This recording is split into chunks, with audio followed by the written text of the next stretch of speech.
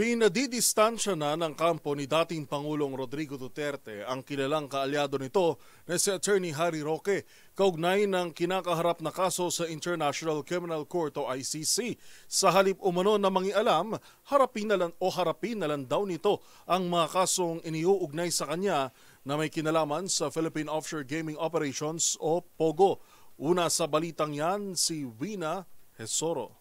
Pinayuhan umano ni dating Pangulong Rodrigo Duterte si dating presidential spokesperson Attorney Harry Roque na huwag nang makialam sa kaso niya sa International Criminal Court o ICC at bumalik na lang sa Pilipinas. Ayon kay Attorney Nicholas Kaufman, ang lead counsel ni Duterte sa ICC, hindi umano interesado ang dating Pangulo at ang mga taong malapit sa kanya na isama si Roque sa depensa. Dagdag pa ni Kaufman, posibleng maapektuhan ang kaso ni Duterte dahil sa planong kasuhan ni Roque ang pamahalaan ng Netherlands. Aniya, kailangan pa rin nila ng kooperasyon mula sa Dutch government para mapalaya si Duterte. Iginiit din ni Kaufman na mas mainam kung tututukan na lang ni Roque ang sariling kinakaharap na kaso, kabilang ang umano'y qualified human trafficking at apela para sa political asylum sa Netherlands. Sa isang pahayag naman, itinanggi ni Roque na nangingialam siya sa kaso ni Duterte.